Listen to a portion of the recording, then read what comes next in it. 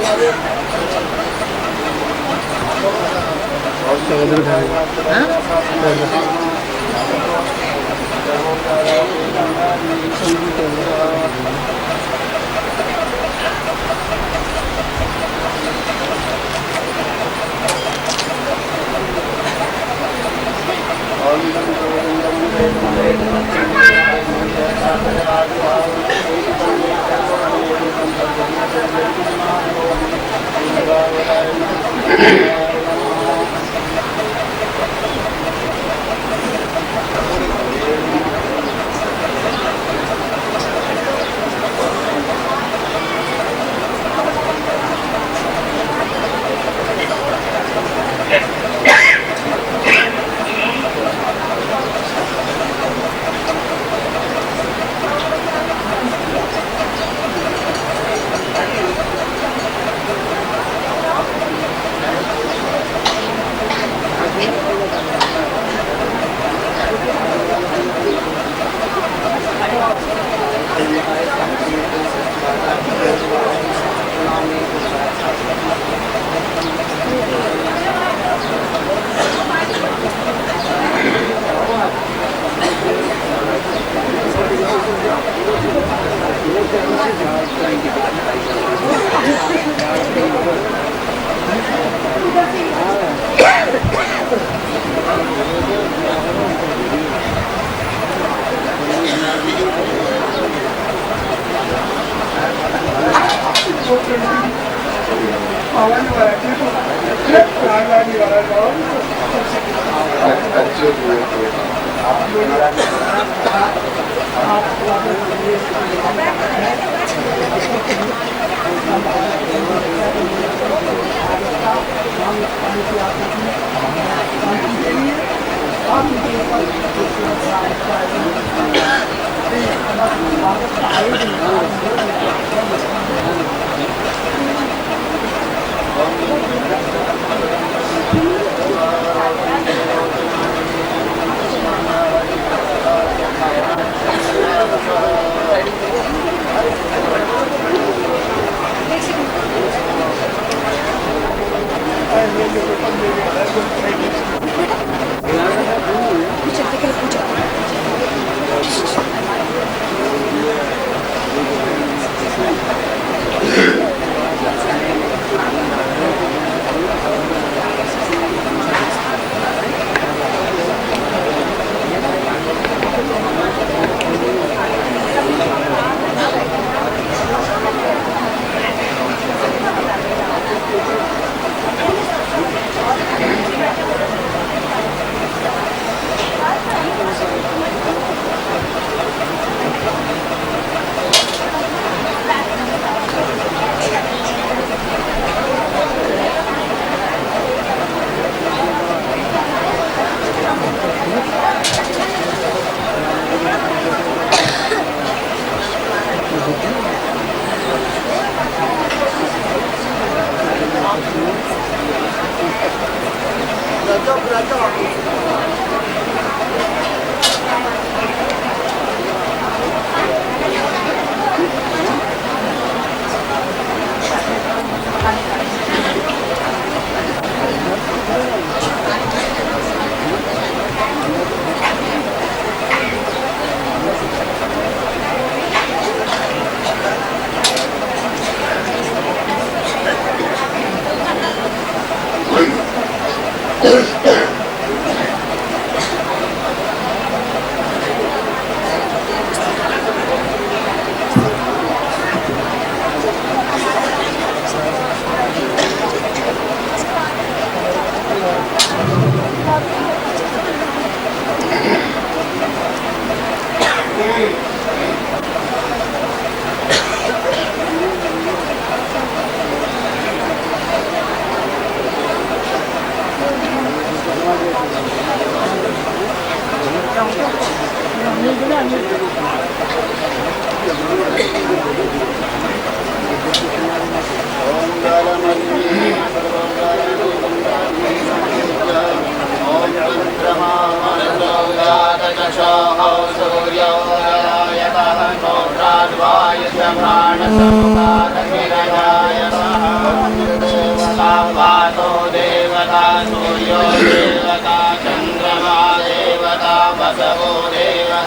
इंद्रा देवता दिव्या देवता भरतो देवता विषे देवा देवता बृहस्पति देवतेन्द्रो देवता वरुणो देवता शांतिरंतरिक्षगं शांतिः पृथिवी शांतिरापः शांतिरोपदयः शांतिः वनस्पतयः शांतिर्विश्वे देवाः शांतिर्मतन्ति सर्वं शान्तिः शान्तिरेव शान्तिः क्षमा शान्तिरेव।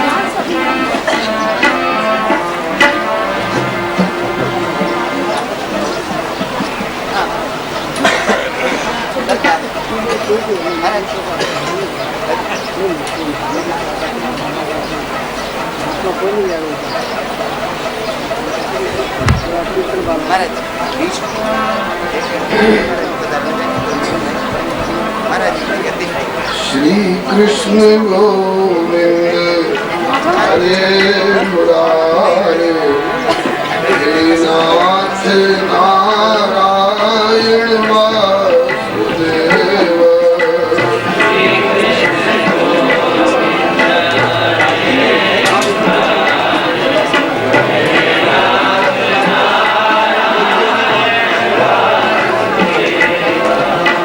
श्री कृष्ण गोविंद हरे मुरारे हे नाथ नारायण वासुदेव।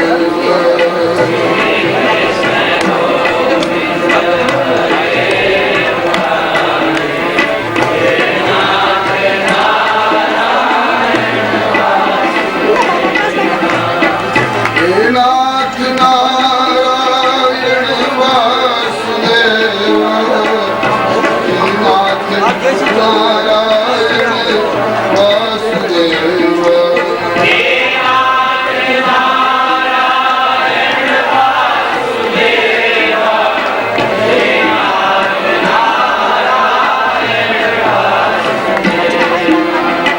हे नाथ नारायण वासुदेव। हे नाथ नारायण वासुदेव।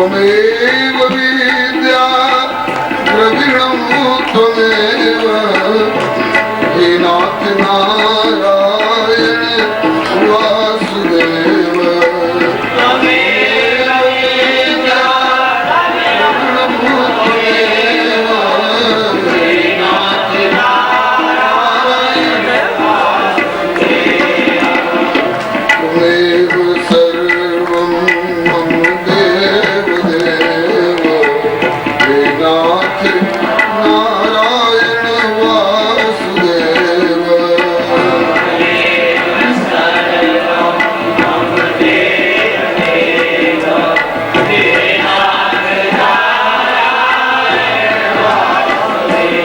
श्री कृष्ण गोविंद हरे मुरारे हे नाथ नारायण वासुदेव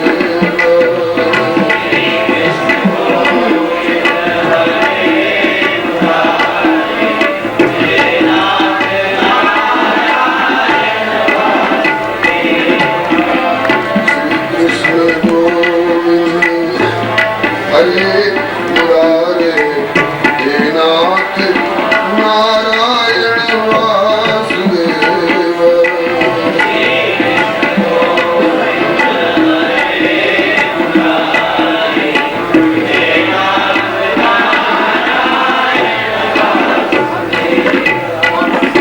बोलिए प्रेम से श्री भक्ति भक्त भगवान की जय श्री गुरुदेव भगवान की जय श्री आचार्य चरण की जय श्री भगवान नाम संकीर्तन की जय राम रसिया श्री हनुमंत लाल की जय श्री गौरी शंकर भगवान की जय श्री राधा गोविंद भगवान की जय श्री लाडली लाल की जय श्री साहू दयाल की जय श्री गिरिराज महाराज की जय श्री यमुना मैया की जय सपरिकर श्रीमद् भागवत महापुराण की जय श्री वेद व्यास भगवान की जय श्री सुखदेव जी महाराज की जय श्री परीक्षित जी महाराज की जय श्री सूत जी सौनकादिक जी महाराज की जय श्री मैत्रेय जी श्री विदुर जी महाराज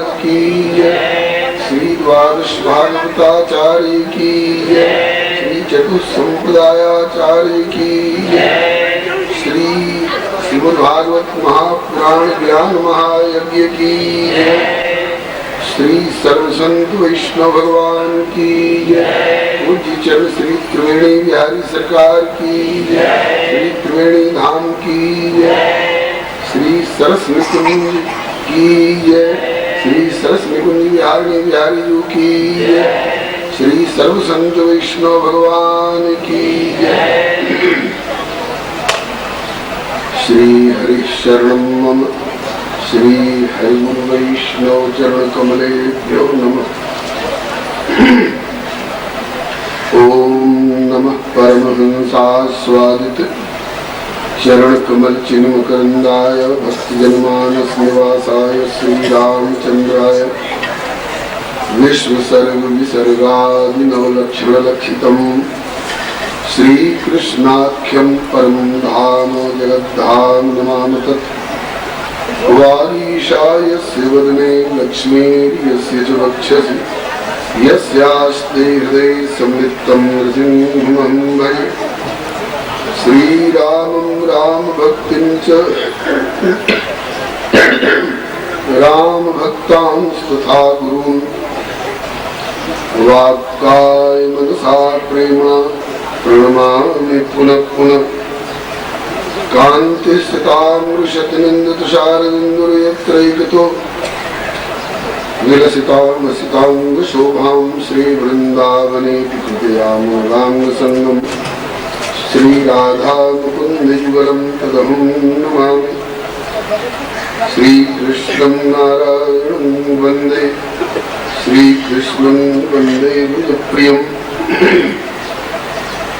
श्रीकृष्णं द्वैपायनं वन्दे श्रीकृष्णं वन्दे प्रथासुतम् इयं प्रव्रजन्तमनुपेतमपेतकृत्यं द्वैपायनं सादर आजुभाव पुत्रेति तन्मयतया करवोऽभिनेदुस्तं सर्वभूतहृदयं मुनिमानतोऽस्मि यस्वानुभावमखिलश्रुतिसारमेकम् अध्यात्मदीपमतितीर्षतां तमोऽन्धं संसारिणां कर्मया पुराणगुह्यं तं व्याससूनुमुपयामि गुरुं मुनीनाम् प्रह्लाद नारद पराशर पुंडरीक व्यासाम्बरीश शुकशौनक भीष्मदालभ्याम रुक्मान् गदार्जुन वसिष्ठ विभीषणादीन् पुण्यानिमान् परम भागवतान् नमामि भवानी शंकरौ वन्दे श्रद्धा विश्वासरूपिणौ याभ्यां विना न पश्यन्ति सिद्धाः स्वान्तस्थमेश्वरम् वन्दे बोधमयं नित्यं गुरुं शङ्कररूपिणं यमाश्रितो हि वक्रोऽपि चन्द्रः सर्वत्र वन्द्यते श्री सीताराम गुणग्राम पुण्यारण्य विहारिणौ वन्दे विशुद्ध विज्ञानौ कवीश्वर कपीश्वरौ अतुलित बलधामं स्वर्णशैलावदेहं धनुजवन कृशानं ज्ञानिनामग्रगण्यं सकल गुण निधानं वानराणामधीशं रघुपतिप्रियभक्तं वात्यातं नमामि पूजन्तं राम रामेति मधुरं मधुराक्षरम् आरुह्य कविताशाखां वन्दे वाल्मीकिकोकिलं नारायणं नमस्कृत्य नरं चैव नरोत्तमं देवीं सरस्वतीं व्यासं ततो जयमुदीरये जय जय भक्त भक्ति भगवंत गुरु चतुर्नाम बपुए इनके पदवंदन किए नाशय विघ्न अनेक श्री गिरिजापति गिरिजा गणेश शेष शारद श्रुति व्यास वाल्मीकि पद पंकज नित ध्यान में द्वादश भागवताचार्य चतुर संप्रदायाचार्य श्री शंकर आचार्य को सुपरिकर मनाओ में तुलसी कबीर सूरनाभा प्रियादास मीरा श्री नानक चैतन्य जू को अनुगत राम में दीजे वर सब मिली मोहि मन वच क्रम छल तज नित परिकर सहरि हर यश भरि भरि नाम में जय जय गुरुदेव विश्वामित्र के प्रतीक राम तारक प्रदाता श्री चरित्रवन बिहारी की जय जय गुरुदेव भक्तमाल के स्वरूप सानुकूल सर्वभात सदा समय सुखारी की जय जय गुरुदेव वासवंशी बट जमुना तट उत्कट आदर्श संत सेवा व्रतधारी की जय जय गुरुदेव फलाहारी रामलीला व्रती आचार्य व्यास सर्व संत रूपधारी की बोलिए प्रेम से श्री राम कृष्ण भगवान की श्री अयोध्या नाथ की श्री वृंदावन बिहारी लाल की श्री वैकुंठ नाथ की श्री प्रहलाद पति की श्री गौरी शंकर भगवान की राम रसिया श्री हनुमंत लाल की समस्त परिकर श्रीमद् भागवत महापुराण की श्री वेदव्यास भगवान की श्री सुखदेव जी महाराज की श्री परीक्षित जी महाराज की श्री सूत जी सोमकादिक जी महाराज की श्री मैत्रेय जी श्री विदुर जी महाराज की श्री राधा गोविंद भगवान की श्रीमन नित्यानंद गौरांग महाप्रभु की श्री सच्चिदानंद भगवान की श्री त्रिवेणी धाम की श्री त्रिवेणी बिहारी जी की श्री नृसिंह भगवान की श्री सरस निकुंज बिहारी जी की श्री महाराज जी की श्री सर्वसंत विष्णु भगवान की निगम कल्पतरोर्गलितं फलं शुकमुखादमृतद्रव संयुतं पिबत भागवतं रसमालयं मुहुरहो रसिका भुवि भावुका। आज श्री राधा गोविंद प्रभु की कृपा से श्री सरस निकुंज बिहारी बिहारी जी के सौजन्य से श्री त्रिवेणी धाम बिहारी सरकार की कृपा से श्री राधा गोविंद भगवान के चरण प्रांत में 10 दिवसीय श्रीमद् भागवत महापुराण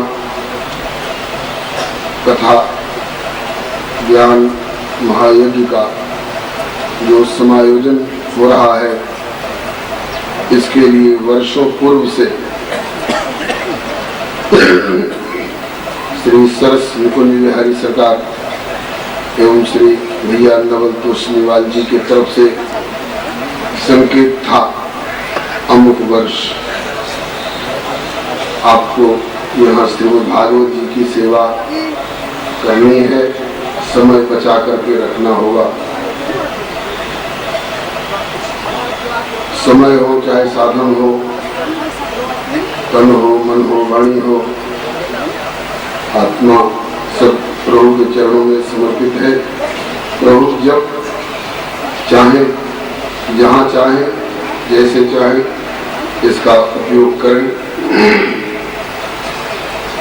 श्री जयपुर पहले का नगर रहा होगा, लेकिन श्री राधा गोविंद प्रभु, श्री गोपीनाथ प्रभु एवं श्री मदन मोहन प्रभु के विराजने के पश्चात से तो यह प्रभु का अपर श्री वृंदावन, अपर श्री अवधाम की संज्ञा ले चुका है।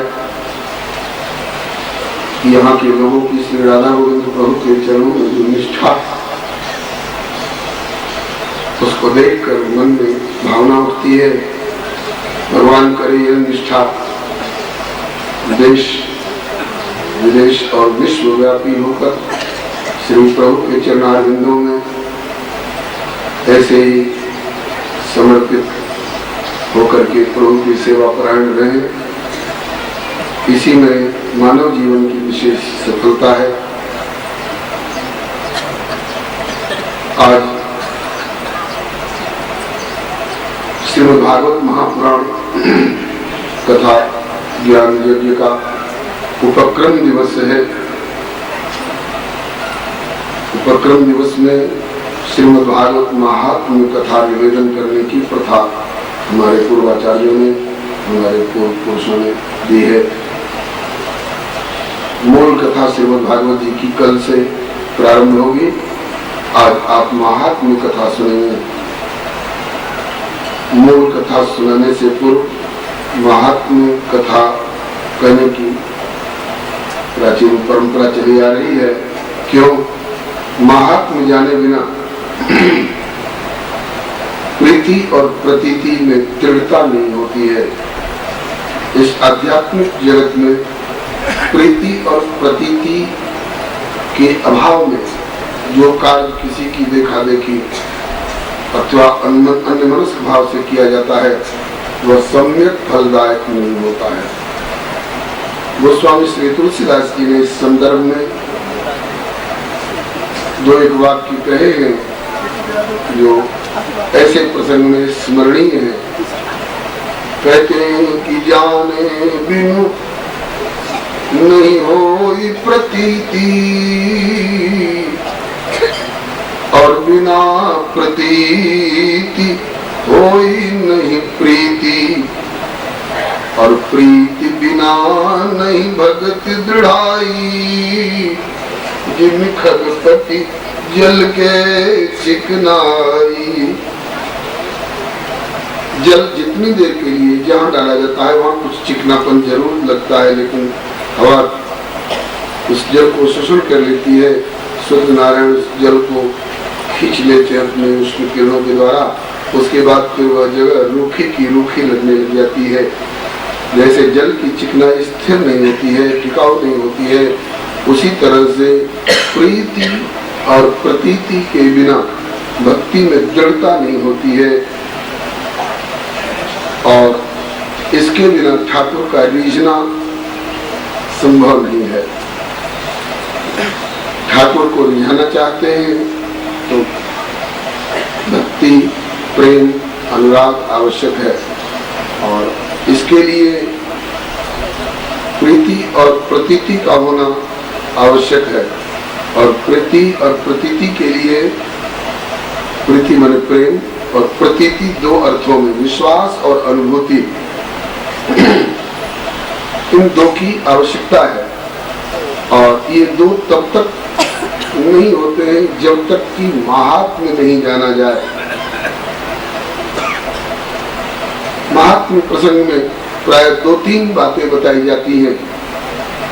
एक तो श्रीमद् भागवत की कथा हम क्यों सुने, श्रीमद् भागवत की कथा सुनने से हमें क्या लाभ हो सकता है।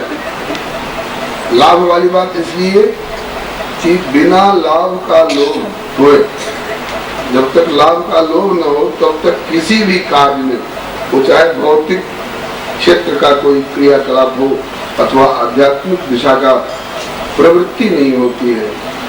जब तक लोभ न हो तब तक प्रवृत्ति नहीं होती है।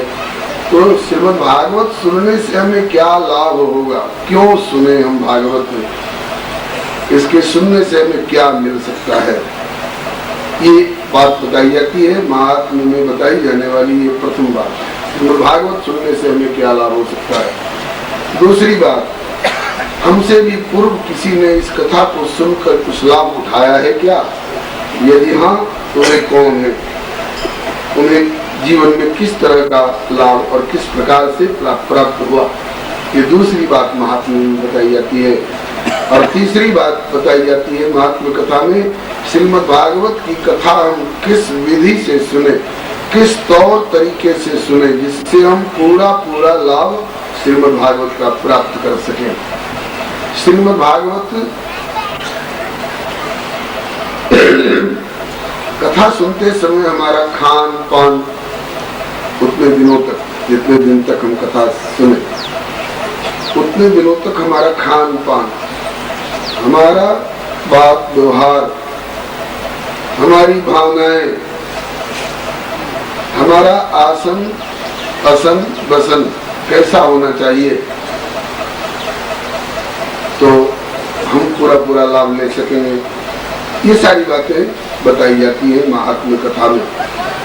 महात्म्य श्रीमद् भागवत महापुराण का है, किंतु वर्णित है पद्म पुराण के उत्तरखंड में 6 अध्यायों में।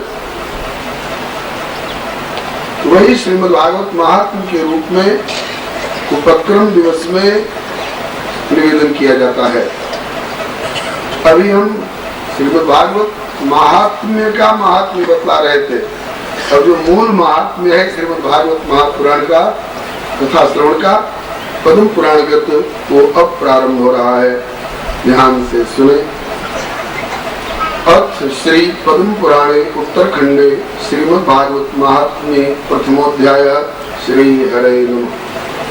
सच्चिदानंद रूपाय विश्वोत्पत्त्यादिहेतवे तापत्रय विनाशाय श्री कृष्णाय वयं नमः।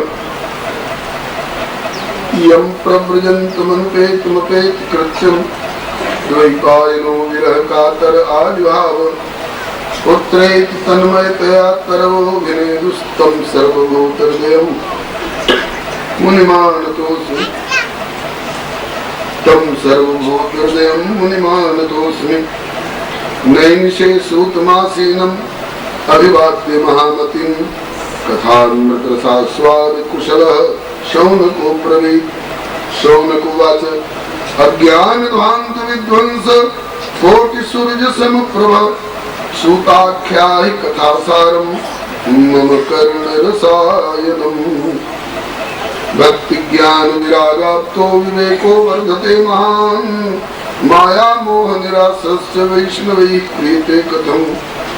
इर्घोरे कलौ प्राय जीवश्चासुरतां गतः क्लेशाक्रान्तस्य तस्यैव शोधने किं परायणम्। श्रेयसां यद्भवेत् श्रेयः पावनानां च पावनं कृष्ण प्राप्तिकरं शश्वत् साधनं तद्वदाधुना चिंतामणिर्लोक सुखम सुरद्रुः स्वर्ग संपदम प्रयच्छति गुरु प्रीतो वैकुंठम योगी दुर्लभम। पद्म पुराण के उत्तरखंडगत श्रीमद्भागवत महात्म्य के 6 अध्यायों में से प्रथम अध्याय के कतिपय श्लोक 8 श्लोक मूल निवेदन किए गए। अब इनके भाव श्रवण करें और यथासाध्य अपनी पात्रता के अनुसार हृदयंगम करें। श्रीमद्भागवत महात्म्य के प्रथम अध्याय के प्रथम श्लोक में सर्वप्रथम श्री वेद व्यास भगवान कहते हैं कि हम श्री सच्चिदानंद भगवान को नमस्कार करते हैं। अनुष्टुप छंद के 4 चरण होते हैं और चारों चरण में 8-8 अक्षर होते हैं। 32 अक्षर का अनुष्टुप छंद। इसमें मूल श्लोक तो है सच्चिदानंद रूपाय विश्वोत्पत्त्यादिहेतवे तापत्रय विनाशाय श्री कृष्णाय वयं नमः। प्रथम चरण में भगवान को सच्चिदानंद रूपाय कहा गया। अंतिम चरण में नमस्कार समर्पित है सच्चिदानंद रूपाय श्री कृष्णाय वयं नमः। हम उन भगवान श्री कृष्ण को नमस्कार करते हैं जो सत्य चित आनंद स्वरूप है। श्री कृष्णाय कह करके आप ऐसा न समझे कि श्री रामचंद्र जी अथवा श्रीमन नारायण भगवान को छांट करके केवल वृंदावन में विराजने वाले मुरली धारण किए हुए श्री कृष्णचंद्र के ही लिए नमस्कार किया जा रहा है। प्रभु का एक नाम दिया गया। वास्तव में जैसे अयोध्या वाले सूरज, वृंदावन वाले सूरज अथवा श्री रंगम वाले सूरज ये अलग अलग नहीं होते हैं, ऐसे ही अयोध्या वाले श्री रामचंद्र जी, श्री वृंदावन वाले श्री कृष्णचंद्र जी अथवा श्री रंगम वाले श्री रंगनाथ श्रीमन नारायण भगवान ये अलग अलग नहीं है। एक ही भगवान के अलग अलग नाम हैं। अलग अलग नाम होने से भगवान अलग अलग नहीं हो जाते। सूर्य नारायण को हम लोग भारतवासी सूर्य नारायण कहते हैं और अफगानिस्तान पाकिस्तान के लोग उनको आफ्ताब कहते हैं और उससे भी और पश्चिम के यूरोप और अमेरिका के लोग उनको सन कहते हैं। तो नाम अलग अलग सूरज, आफ्ताब अथवा सन नाम अलग अलग होने पर भी भारतवासियों के सूरज और यमन भाषा भाषियों के आफ्ताब और अंगल भाषा भाषियों के सन ये 3 नहीं हो जाते, एक ही है। इसी प्रकार से एकम सत विप्रा बहुधा बनती, उसी प्रभु को सच्चिदानंद कह करके यहाँ स्मरण किया गया है। वैसे भगवान में अनंत अनंत गुण है, उनके गुणों की सीमा नहीं है। 100 गुण है कि 17 गुण है कि 25 गुण है कि 100 गुण है कि लाख गुण की करोड़ की अनंत गुण, अनंत गुणों के निधान है प्रभु। अन्यत्र कहीं कोई गुण दिखाई पड़ता होगा, कोई विशेषता दिखाई पड़ती होगी तो इसी गुण सागर से, इसी गुण सिंधु से निकले हुए बिंदु के सीकर का अंश होगा।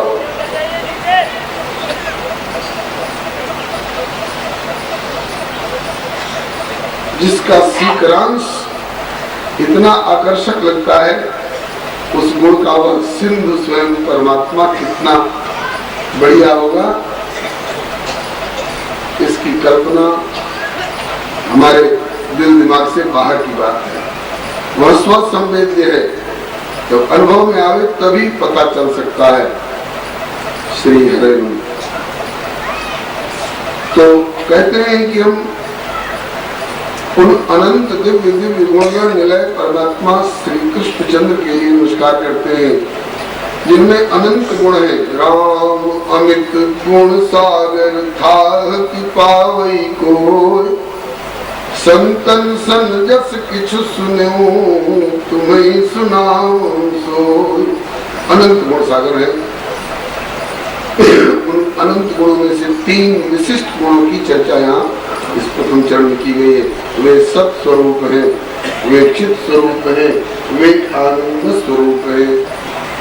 सत का क्या मतलब, चित का क्या अर्थ, आनंद का क्या तात्पर्य, उन्हें सत्य क्यों कहा गया, उन्हें चित क्यों कहा गया, उन्हें आनंद क्यों कहा गया, इसकी व्याख्या में गुरुदेव उच्च चरण श्री भक्तमाली जी महाराज कहा करते, सत्य कहिए जो विन से नाई, सत्य कहिए जो विन से नाई, सत्य कहिए जो विन से नाई, सत्य कहिए जो विन से नाई, चित चैतन्य सकल घट माई, चित चैतन्य सकल घट माई, आनंद घट घट करे अनंदा, आनंद घट घट करे अनंदा, ताको नाम सच्चिदानंदा, ताको नाम सच्चिदानंदा। सत कहिए जो विषय नहीं, सत उसको कहते हैं जिसका कभी विनाश नहीं होता है, जिसका कभी अभाव नहीं होता है, और असत उसको कहते हैं जिसका सदा अस्तित्व नहीं रहता है। पानी में बूंद की ठोकर से उठने वाला अर्धगोलाकार बुलबुला तो असत है, सत्य नहीं है।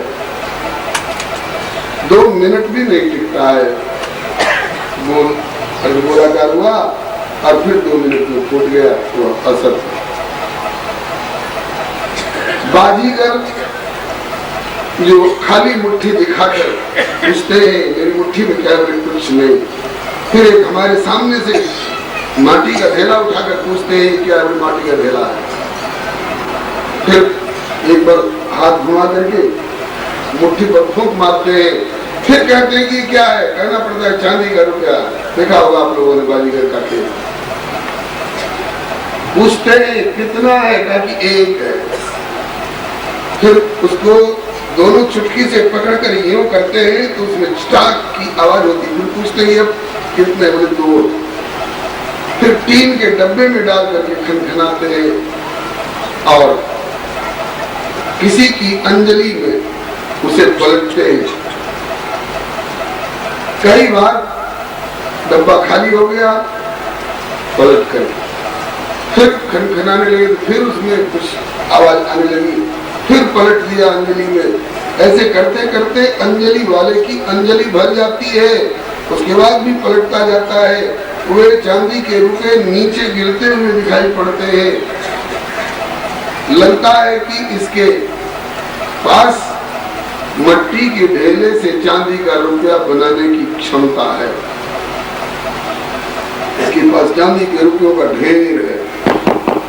उसके बाद उस अंजलि वाले से कहता है कि अपनी नाक से सूंघिए इसको। वो सूंघने लगता है, तब तक सारे रुपए गायब हो जाते हैं अंजलि में से। कहता है दर्शकों से, आप लोगों ने देखा ना, मैंने इनकी अंजलि भर दी थी चांदी के रुपयों से, यह भी आप लोगों ने देखा कि नाक से सूंघ करके, सूंघने के बहाने सब हजम कर गए। बचने नहीं दूंगा, एक एक पाई पाई निकाल लूंगा। फिर उनकी नाक पकड़ करके यूं यूं करता है तो उनकी नाक में से रुपए निकलते दिखाई पड़ते हैं। कान पकड़ करके यूं यूं करता है तो उनके कान में से रुपए निकालते दिखाई पड़ते हैं। उनकी जेब पकड़ करके यूं यूं करता है तो उनकी जेब में से रुपए झड़ते हुए दिखाई पड़ते हैं। उनकी धोती की लांग पकड़ कर यूं यूं करता है तो धोती की लांग में से रुपए झड़ते हुए दिखाई पड़ते हैं। है, कमाल का है। यहाँ से चाहता है वहां से रुपया झाड़ लेता है, लेकिन उस बाजीगर के वे दिखाई पड़ने वाले चांदी के रुपए सत्य नहीं है, असत्य है। क्यों? अगर उसके पास चांदी के रुपए बनाने की क्षमता होती, चांदी के रुपयों का ढेर होता, तो फिर सब खेल दिखाने के बाद अंत में अपना मैला कुचैला पल्ला बिछा कर ये क्यों कहता, बाबू आना दो आना रुपया देगा, जो बने सो देते जाना, पापी पेट का सवाल है। चांदी का रुपया बनाने की जिसकी क्षमता है, भला वो आना दो आना की भीख मांगेगा, पापी पेट का सवाल दिखाएगा? नहीं।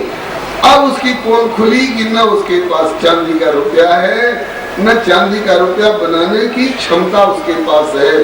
उसका चांदी का रुपया असत्य है, सत्य नहीं है। पोल खुल गई ना। ऐसे ही बंधुओं,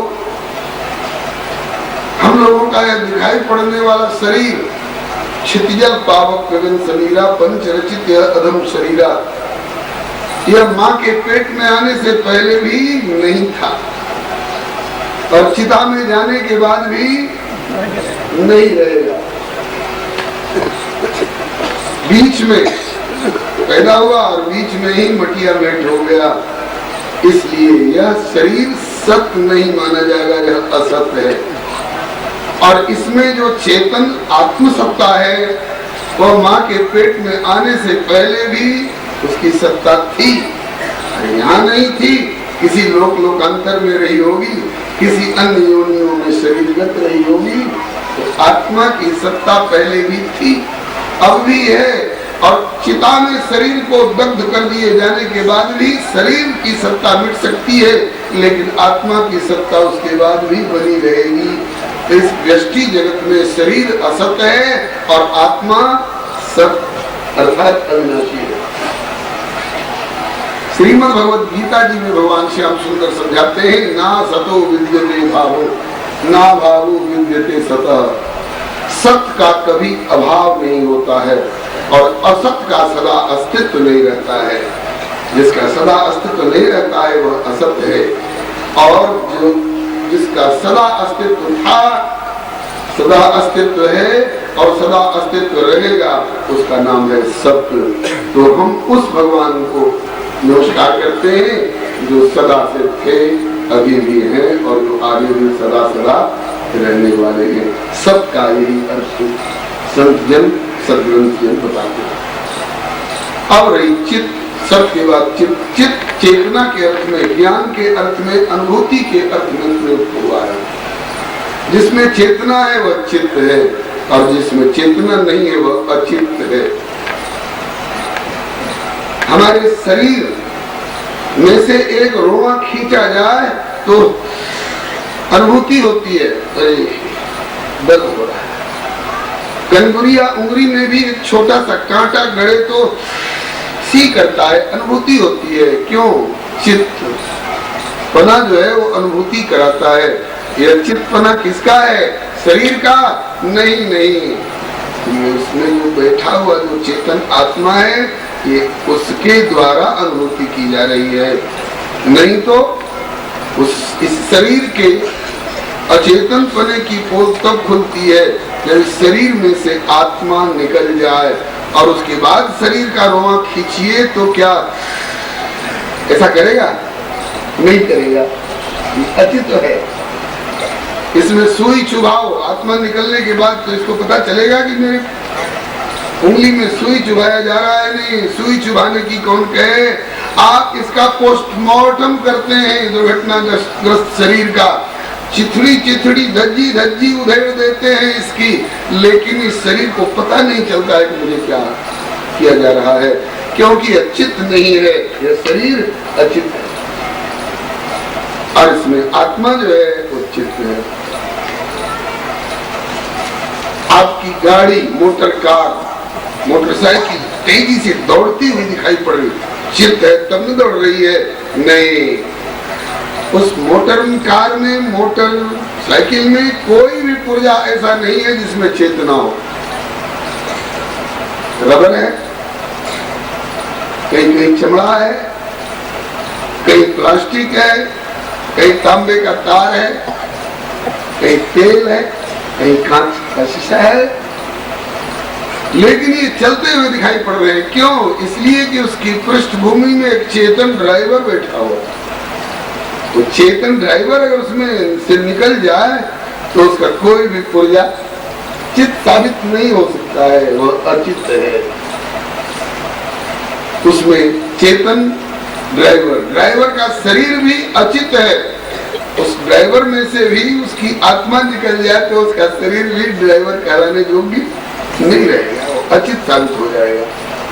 तो व्यष्टि जगत में ये शरीर असत्य है और अचित्त है, लेकिन आत्मा सत्य भी है और चेतन भी है। और अब रही आनंद, सत्य चित्त आनंद। दीपावली के दिनों में चीनी की मिठाइयां बनती हैं, जिसमें चीनी छोड़कर और कुछ होता ही नहीं है। आकृति उनकी कई प्रकार की होती है, कोई लुटिया के आकार की, कोई हाथी घोड़े के आकार की, कोई मुर्गा चिड़िया के आकार की आकृति चाहे जो हो, लेकिन वो केवल चीनी है, केवल मिठास है, उसमें खारापन का लेश नहीं है, उसमें कसैला और खटास का लेश नहीं है। इसी तरह से भगवान में निरानंदता का लेश नहीं है, वे आनंद ही आनंद है। आप बाजार से चीनी का हाथी खरीद करके लाए, अपनी अपनी पसंद है, दूसरा बच्चा चीनी का घोड़ा खरीद करके लाया, तो वो चीनी वाला घोड़ा दीपावली के अवसर पर खरीदा जाने वाला, वो चढ़ने और बोझा ढोने के काम में तो आएगा नहीं, तो केवल उसको आस्वादन ही किया जाएगा।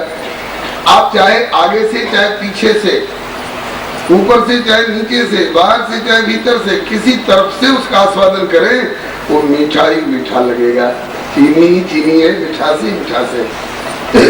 इसी तरह से भगवान सत्य ही सत्य स्वरूप है, चित्त ही चित्त स्वरूप है, आनंद ही आनंद स्वरूप है। इसी बात को रामचरितमानस में कहा गया, ईश्वर और ईश्वर का अंश होने के नाते ये जीवात्मा, ईश्वर अंश जीव अविनाशी,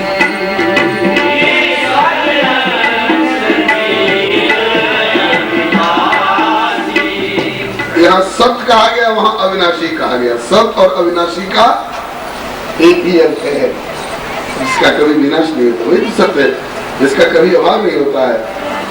ईश्वर अंश जीव अविनाशी,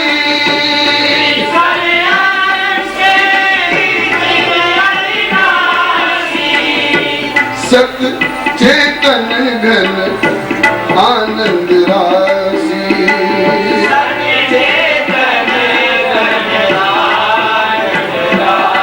अथवा चेतन अमल सहज सुख राशि, चेतन अमल सहज सुख राशि।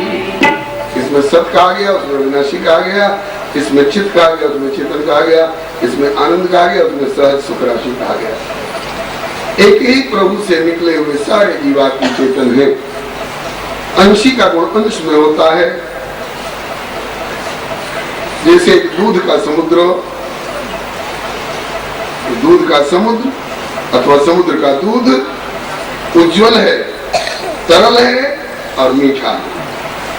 तो उसमें से चाहे 50 बर्तन में, चाहे 50 लाख बर्तन में दूध निकाल लिया जाए, तो प्रत्येक बर्तन का दूध उजला ही होगा ना, प्रत्येक बर्तन का दूध तरल ही होगा ना, प्रत्येक बर्तन का दूध मीठा ही होगा ना। उसी तरह से एक ही सत्स्वरूप, चित्त स्वरूप, आनंद स्वरूप परमात्मा से निकला हुआ है प्रत्येक जीवात्म चेतन है। इसलिए प्रत्येक जीवात्म चेतन भी ईश्वर का वह सत्गुण इस आत्मा में भी है, ईश्वर का चित्त गुण भी इस आत्मा में है, ईश्वर का आनंद गुण भी इस आत्मा में है। तो इतने अंश में स्वरूप साम्य होते हुए भी, हे प्रभु तुम भी सच्चित आनंद रूप हो, तो तुमसे निकले हुए हम भी सच्चित आनंद रूप हैं। इतने अर्थ में साम्य होते हुए भी, बराबरी होते हुए भी जीव ईश्वर की बराबरी नहीं कर सकता है। उसमें इसमें अंतर भी है। क्या अंतर है? बोले कि वह सत सिंधु है और जीव सत बिंदु है। ईश्वर चित सिंधु है तो जीव चित बिंदु है। ईश्वर आनंद सिंधु है तो जीव आनंद बिंदु है। यह अंतर था, है और रहेगा। श्री हरे नमः। इस बात को आद्य जगत गुरु श्री शंकराचार्य भगवान भी अपने एकांतिक प्रार्थना में प्रभु से खटपदी नामक स्तोत्र के एक श्लोक में कहते हैं, हे नाथ सत्य भेदा पद में नाथ तवाहम न मामकी न स्तुम सामुद्रो हि तरंगा क्वचन समुद्रो न तारंगा। हे तो सदंश चिदंश आनंदांश होने के नाते स्वरूप साम्य हमें आप में अवश्य है,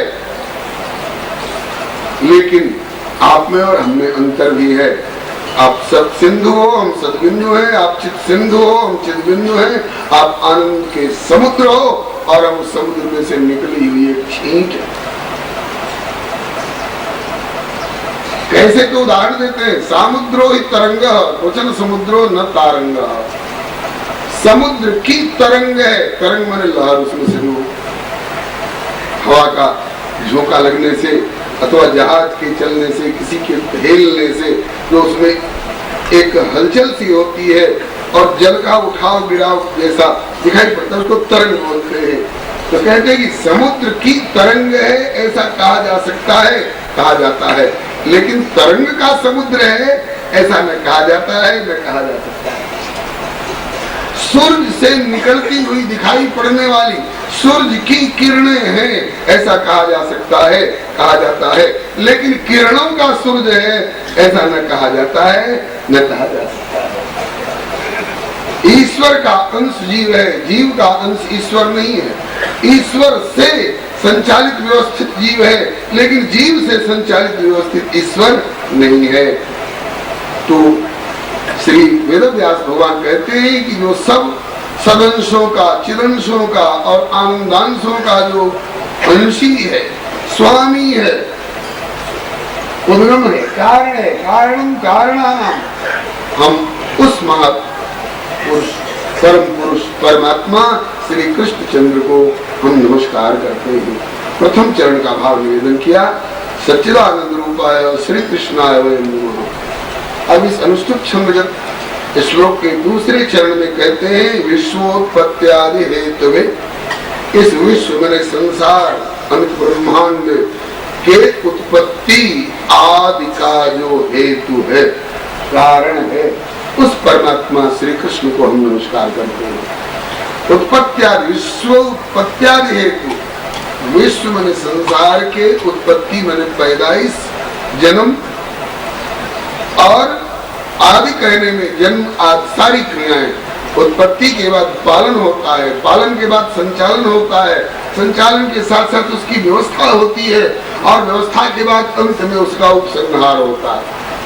ये सारी क्रियाएं जहां से हुआ करती हैं, जिनके द्वारा हुआ करती है, उस परमात्मा श्री कृष्ण चंद्र को हम नमस्कार करते हैं।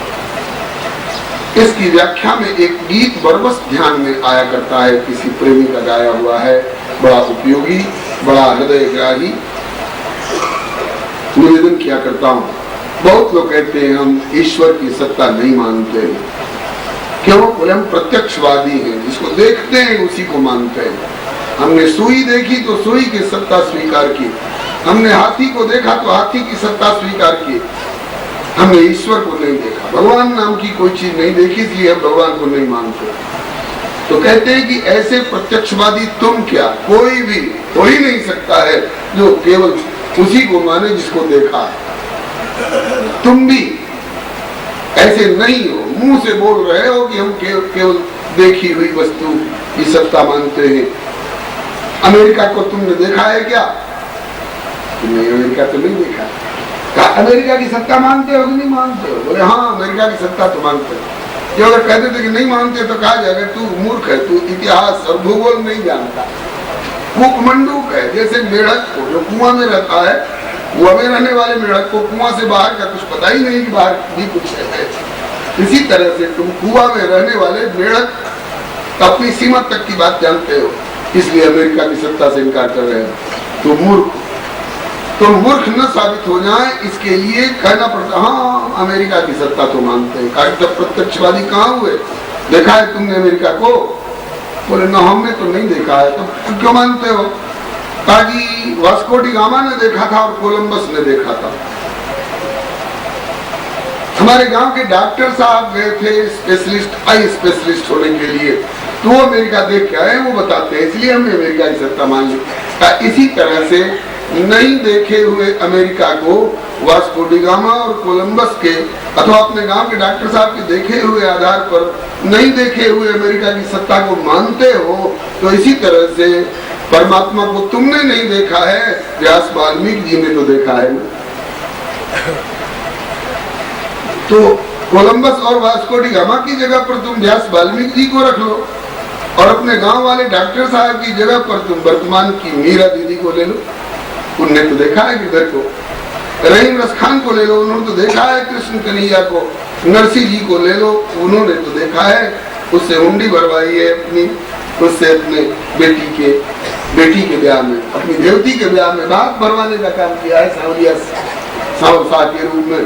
तो उनके कहे हुए आधार पर तुम मान लो। हाँ ठीक, तर्क तो बढ़िया दे रहे हैं, लेकिन फिर भी हम ईश्वर की सत्ता नहीं मानते। हम तो रटते रहेंगे हैं ईश्वर कौन होता है, भगवान कौन होता है। तो कहते हैं कि तो तुम्हारे कहने से, तुम्हारे नहीं मानने से उसकी सत्ता महत्ता में कोई अंतर नहीं पड़ता। कैसे? जैसे अखिल विश्व के उल्लू जिन्हें दिन में दिखाई नहीं पड़ता, सारे संसार भर के उल्लू जुट जाएं और अखिल विश्व उल्लू महासंघ कायम करें और नारा लगावे कि भगवान नाम की कोई वस्तु, सूर्य नाम की कोई वस्तु दुनिया में है नहीं। अरे ये सूर्य नारायण प्रत्यक्ष दिखाई पड़ते हैं। रवि मंडल देखत लघुरारा,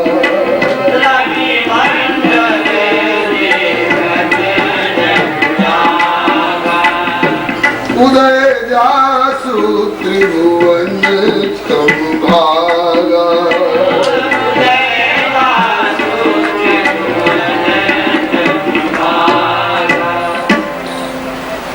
सूर्य नारायण का गोल गोल मंडल, ये प्रकाश पुंज चारों तरफ में आलोक बिखेरता हुआ सबको दिखाई पड़ रहा है, तुम्ही को नहीं दिखाई पड़ रहा है। इसका मतलब है तेरी आंख में दोष है।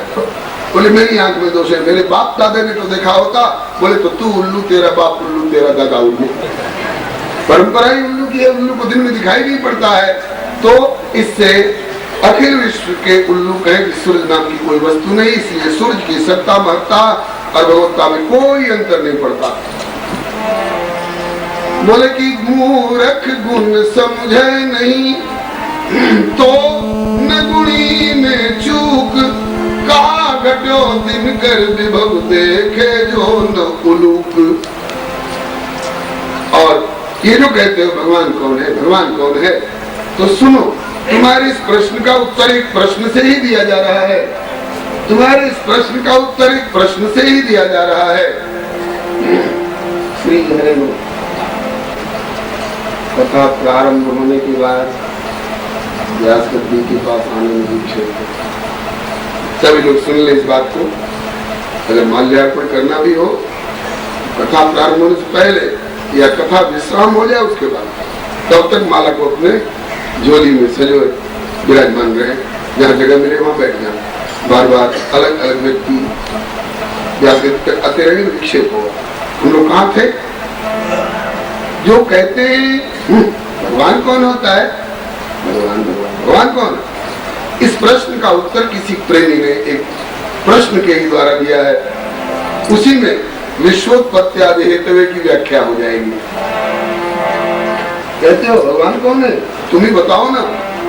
कहो वह कौन है, बोलो वह कौन है,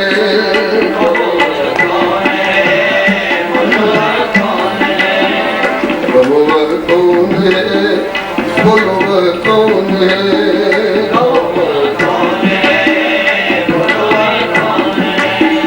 सूरज की लाली में और चंदा की उजियाली में जो है हरियाली वृक्षों की डाली डाली में, शिशु की बोली में, कोयल की मधुर कूकों में, प्रेमी पपैया की प्यू प्यू मयूर हुकों में, सिंधु सरिता में, सरोवर में, गगन में, मन में, शैल सरिता में, शैल सरिता में, शैल सरिता में, गगन के विशाल आंगन में, सिंधु सरिता में, सरोवर में, नगर में, वन में, लजीले नयन में, लजीले नयन में, सुंदर पवित्र यौवन में, धीर प्रणवीरों में, दुखिया मजूर निर्धन में समा रहा है और मुस्कुरा रहा है जो, सभी को नाच नए नित्य नचा रहा है जो। कौन है, कौन है,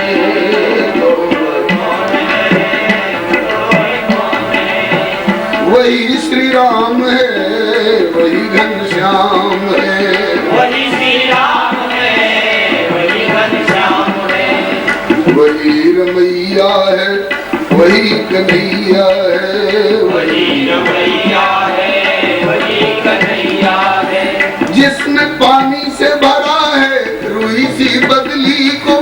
बादल देखे थोड़ा जा रहा है, लगता है धुनी हुई रूही का हल्का फुल्का ढेर, हल्का फुल्का नहीं होता तो आकाश में उड़ता, लेकिन नहीं, हल्का फुल्का नहीं है, वजनदार है, उसमें पानी है, इतना पानी है, इतना पानी है कि एक साथ सबरे बरस पड़े तो जयपुर के नाकों दम कर दें।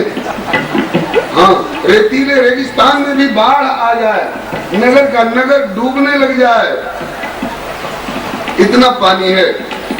हमारी टोटी में पानी आ रहा था, आना बंद हो गया, इसका मतलब टंकी खाली हो गई, तो चढ़ाओ पानी, कैसे पानी चढ़ाओगे?